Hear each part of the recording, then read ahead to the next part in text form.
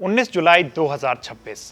अगर FIFA world cup के final में अर्जेंटीना के फॉरवर्ड्स अपनी मर्जी से नहीं खेल पाए, अगर लायनल मेसी की टीम को हर अटैक के लिए स्ट्रगल करना हुआ, अगर पूरे मैच में स्पेन की डिफेंस चट्टान की तरह बनी रही, तो उसके पीछे एक बड़ा कारण था। सिर्फ 19 साल का एक लड़का, नाम पाउ कुबार्सी। यही वो डिफेंडर है जिसने वर्ल्ड कप फाइनल से पहले फ्रांस के खिलाफ सेमीफाइनल में किलियन एम्बापे को लगभग बेअसर कर दिया था, और उससे पहले पोर्टुगल के खिलाफ राउंड ऑफ 16 में क्रिस्टियानो रोनाल्डो को भी खुलकर खेलने का मौका नहीं दिया।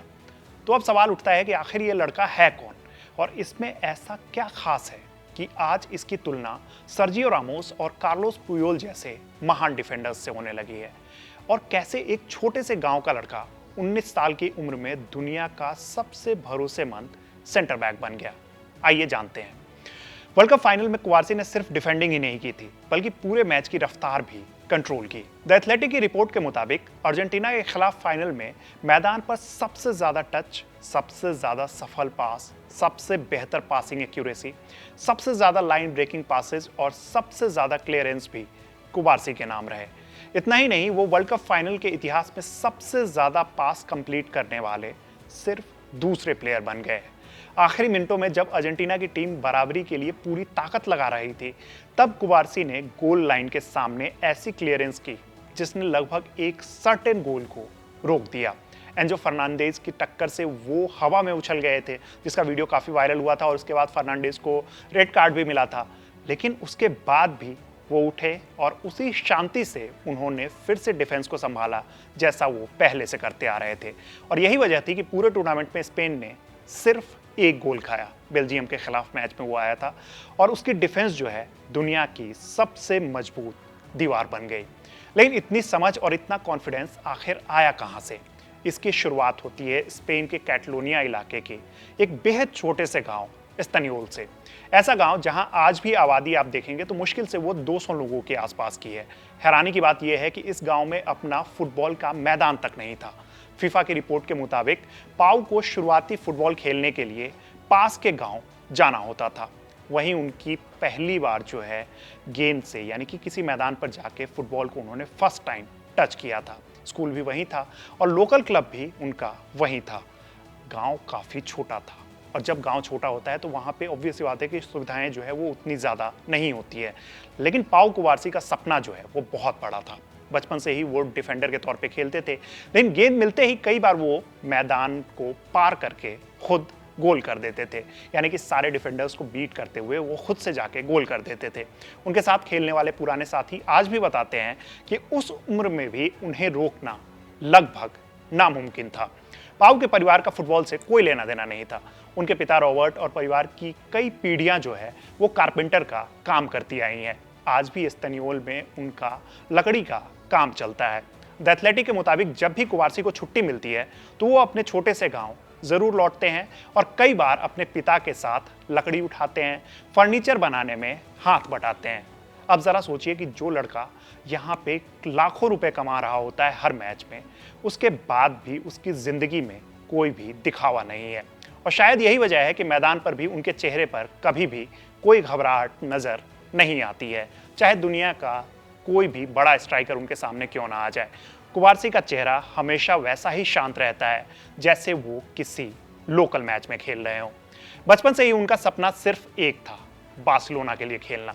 उनके साथ बचपन में खेलने वाले जाना रोडांडो ने फीफा से बातचीत में बताया कि पाउ कभी खुद को दूसरों से बड़ा नहीं समझते थे, यानी कि वो खुद को कभी भी स्टार नहीं समझते थे। वो शांत स्वभाव के थे, लेकिन मैदान पर पूरी तरीके से वो बदल जाया करते थे। अगर कोई साथी रोने लगता था तो सबसे पहले उसे संभालने पहुंचते थे। एक बार तो उनके साथी गोलकीपर ने जब गोल खा लिया था तो वो रोने लगे थे। पाउ ने उनसे जाके दिलासा दिलाया, फिर उनसे बॉल ली और पूरा मैदान उन्होंने खुद से पार किया और जाकर उन्होंने गोल कर दिया, और फिर वापस उसी साथी के साथ आकर उन्होंने जश्न मनाया। यही आदत आज भी उनके खेल में दिखाई देती है। वो पहले टीम के बारे में सोचते हैं, बाद में वो खुद के बारे में सोचते हैं। उनका टैलेंट ज्यादा दिनों तक जो है वो छिपा नहीं रहा। पहले जिरोना की नजर उन पे आई, फिर साल 2018 में जब सिर्फ 11 साल के वो थे तो बार्सिलोना के स्काउट्स उन्हें देखने के लिए पहुंचे। द एथलेटिक की रिपोर्ट के मुताबिक उस समय बार्सिलोना की एकेडमी के प्रमुख स्काउट्स जोडी रोरा और ऑरेली अल्तामीरा ने उन्हें कई बार खेलते हुए देखा, उनके खेल को ऑब्जर्व किया। उन्हें सिर्फ एक अच्छा डिफेंडर नहीं मिला, बल्कि एक ऐसा प्लेयर भी मिला जो बार्सिलोना के फुटबॉल के लिए बना था। एक ऐसा सेंटर बैक जो सिर्फ टैकल नहीं करता था, बल्कि पीछे से ही गेम को बनाता था, शानदार पासेस देता था, प्रेशर में भी घबराता नहीं था और वन ऑन वन डिफेंडिंग में बेहद मजबूत था। स्काउट्स ने उनके माता पिता से मुलाकात की और बार्सिलोना का पूरा प्रोजेक्ट जो है उन्हें जाके समझाया कि यहाँ पे हम किस तरीके से फुटबॉल खेलते हैं और यहाँ पे बच्चों का डेवलपमेंट जो है वो किस तरीके से होता है। आखिरकार 11 साल की उम्र में पाउ ने ला मासिया का रास्ता जो है वो अपना लिया। बार्सिलोना में पहुंचने की भी खबर उन्हें किसी फिल्मी सीन की तरह बताई गई। द एथलेटिक के मुताबिक एक दिन उनके माता पिता उन्हें समुद्र किनारे बसे एक शहर जो है लोरेट दे मार से वापस घर लेके आ रहे थे और इस दौरान कार में ही उन्हें बताया गया कि बार्सिलोना ने उन्हें सेलेक्ट कर लिया है। इतना सुनते ही पीछे सीट बेल्ट लगाए हुए बैठे पाउ कुबारसी खुशी से उछलने लगे। घर पहुंचते ही वो कार से बाहर निकले और पूरे घर में खुशी से भागने लगे। किसी भी कैटलन बच्चे के लिए बार्सिलोना सिर्फ एक फुटबॉल क्लब नहीं होता, बल्कि एक सपना होता है और पाउ का वही सपना उस दिन सच होने लगा था। मगर उन्हें तब नहीं पता था कि एक दिन यही सफर जो है उन्हें वर्ल्ड कप फाइनल तक ले जाएगा, जहां पूरी दुनिया उनकी डिफेंडिंग की तारीफ करेगी। ला मासिया में आने के बाद भी पाउ कुबारसी का सफर आसान नहीं था। बार्सिलोना की एकेडमी में हर साल आप देखेंगे तो दुनिया भर से अनेकों टैलेंटेड प्लेयर्स जो हैं वो आते हैं, लेकिन उनमें से गिने चुने प्लेयर्स ही फर्स्ट टीम तक पहुंच पाते हैं। और उस टाइम तो कुबारसी ना सबसे ज़्यादा तेज प्लेयर थे और ना ही सबसे ज़्यादा ड्रिबलिंग करने वाले प्लेयर थे। उनकी सबसे बड़ी ताकत थी गेम को सही तरीके से रीड करना। सामने वाला स्ट्राइकर अगला कदम क्या उठाएगा इसका अंदाज़ा उन्हें पहले ही हो जाता था। द एथलेटिक के मुताबिक बार्सिलोना के स्काउट्स को सबसे ज़्यादा प्रभावित उनके मैच पढ़ने की क्षमता, शानदार पासिंग और प्रेशर में भी शांत रहने की आदत ने किया था। और यही वजह थी कि कोच उन्हें हर उम्र के साथ अगले लेवल पर भेजते गए। साल 2024 में आखिरकार वो दिन आ गया जिसका सपना उन्होंने बचपन से देखा था।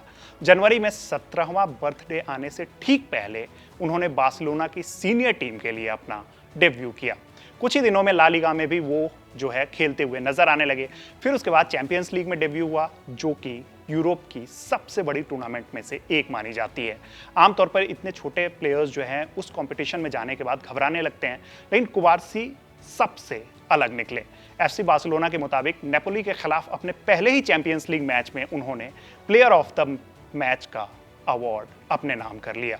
इसके बाद पीएसजी के खिलाफ क्वार्टर फाइनल में वो चैंपियंस लीग इतिहास के सबसे कम उम्र के शुरुआती डिफेंडर्स में शामिल हो गए। उस समय उनकी उम्र जो है वो सिर्फ 17 साल थी, लेकिन खेल ऐसा था जैसे वो कई सालों से फुटबॉल खेल रहे हो। इसी दौरान दुनिया ने पहली बार उनकी असली ताकत देखी। सामने थे किलियन एम्बापे, दुनिया के सबसे बेहतरीन फॉरवर्ड्स में से एक। द एथलेटिक के मुताबिक पेरिस में मैच से पहले जब बार्सिलोना के प्लेयर्स मैदान का मुआयना कर रहे थे, तब स्टेडियम में मौजूद कुछ लोग उन्हें देखकर नारे लगा रहे थे। ज़्यादातर 17 साल के लड़के ऐसे माहौल में प्रेशर महसूस करने लगते हैं, लेकिन कुबारसी बस मुस्कुरा रहे थे। वो फोटो काफ़ी वायरल हुई थी। हाथ उनके जेब में थे और चेहरे पर कोई भी घबराहट जो है वो नज़र नहीं आ रही थी। फिर मैच शुरू हुआ और उन्होंने एम्बाप्पे को खुलकर खेलने का बिल्कुल भी मौका नहीं दिया। तभी लोगों को यह एहसास हो चुका था कि ये लड़का सिर्फ टैलेंटेड नहीं है, बल्कि मानसिक रूप से भी असाधारण है। दिलचस्प बात यह है कि इतनी जल्दी स्टार बनने के बाद भी उनकी जिंदगी जो है वो ज़्यादा नहीं बदली। द एथलेटिक के मुताबिक बार्सिलोना की फर्स्ट टीम में जगह बनाने के बाद भी वो कई महीनों तक ला मासिया के जो हॉस्टल हैं उसी में जाके बच्चों के साथ रहे। चैंपियंस लीग खेलकर वो वापस लौटते और बाकी युवाओं की तरह वहीं जाकर वो अपने हॉस्टल में सो जाया करते थे। बाद में जब वो वहाँ से निकले तो अकेले रहने की बजाय वो अपनी बड़ी बहन आयरीन के साथ जाकर रहने लगे, जो फिजियोथेरेपी की पढ़ाई कर रही थी। मैदान के बाहर भी कुबारसी बाकी स्टार प्लेयर्स से बिल्कुल अलग हैं। उन्हें चमक दमक जो है वो बहुत ज़्यादा पसंद नहीं है। द एथलेटिक के मुताबिक वो अक्सर 10 से 12 घंटे की नींद पूरी करते हैं। इसके पीछे की वजह जो है वो बताते हैं कि ज़्यादा नींद लेने से उनका शरीर जो है तरोताज़ा रहता है और जब भी उन्हें छुट्टी मिलती है तो वो अपने गांव एस्तानियोल लौट जाते हैं, परिवार के साथ समय बिताते हैं और जैसा कि मैंने पहले बताया कि कभी कभी वो अपने पिता के काम में भी हाथ बटाते हैं। साल 2026 का फीफा वर्ल्ड कप उनके करियर का सबसे बड़ा इम्तिहान था। ये उनका पहला बड़ा इंटरनेशनल टूर्नामेंट था, लेकिन खेल देखकर ऐसा बिल्कुल नहीं लगा कि वो पहली बार इतने बड़े स्टेज पे खेल रहे हैं। फीफा के मुताबिक ग्रुप स्टेज से ही वो स्पेन की डिफेंस की सबसे मजबूत कड़ी बने हुए थे। नॉकआउट मुकाबलों में उन्होंने लगातार शानदार प्रदर्शन किया। बेल्जियम के खिलाफ क्वार्टर फाइनल में उन्होंने 91 पासेस दिए, जिसकी एक्यूरेसी लगभग 98% रही। फ्रांस के खिलाफ सेमीफाइनल में उन्होंने एम्बापे को रोक के रखा और फिर अर्जेंटीना के खिलाफ फाइनल में डिफेंस के साथ बॉल को कंट्रोल करने की जिम्मेदारी भी उन्होंने अच्छी तरीके से निभाई। पूरे टूर्नामेंट में उन्होंने साबित कर दिया कि मॉडर्न फुटबॉल में सेंटर बैक जो है वो सिर्फ टैकल करने वाला प्लेयर नहीं होता है, बल्कि वही पूरी टीम के गेम को शुरू भी करता है। फाइनल जीतने के बाद सोशल मीडिया पर उनके बचपन की एक तस्वीर जो है वो वायरल हुई। गोल मटोल चेहरे वाला एक बच्चा जो है वो कैमरे की तरफ देख रहा था और उसके ऊपर लिखा था, माफ कीजिए मिस्टर एम्बाप्पे, कोच ने कहा है कि आपको रोकना है। बाद में उसी तस्वीर का जो है वो दूसरा वर्जन भी वायरल हुआ, जिसमें लिखा था, माफ कीजिए मिस्टर मेसी, मुझे वर्ल्ड कप जीतना है। ये सिर्फ एक मजाक नहीं था, बल्कि इस बात का प्रतीक था कि जिस बच्चे ने कभी बार्सिलोना के लिए खेलने का सपना देखा था, वही अब वर्ल्ड चैंपियन बन चुका था। आज सिर्फ 19 साल की उम्र में पाउ कुबार्सी के नाम बार्सिलोना की फर्स्ट टीम में 100 से ज्यादा मैचेस, ओलंपिक गोल्ड मेडल और फीफा वर्ल्ड कप जैसी उपलब्धियां हैं। उनके शांत स्वभाव, मैच पढ़ने की क्षमता और बेहतरीन पासिंग को उनकी सबसे बड़ी ताकत बताया गया है। और शायद इसलिए भी, जैसा कि मैंने पहले बताया, कि आज भी उनकी तुलना जो है सर्जियो रामोस और कार्लोस पियोल, जो कि स्पेन के सबसे महान डिफेंडर्स में गिने जाते हैं, उनसे होने लगी है। फर्क सिर्फ इतना है कि उनकी कहानी अभी शुरू हुई है। अगर यही रफ्तार बनी रही तो आने वाले कुछ सालों में दुनिया जो है उन्हें सिर्फ स्पेन का नहीं, बल्कि फुटबॉल इतिहास के सबसे बेहतरीन सेंटर बैक्स में गिनने लगेगी। तो ये थी पाउ कुबार्सी की कहानी। ये कहानी आपको कैसी लगी हमें कमेंट बॉक्स में ज़रूर बताइएगा, और बाकी कौन से फुटबॉलर्स पे आप किस्सा सुनना पसंद करेंगे वो भी हमें कमेंट बॉक्स में ज़रूर बताइए। मेरा नाम है रविराज और इस वीडियो को शूट किया है हमारे साथी दीपक ने। देखते रहिए कड़क। धन्यवाद।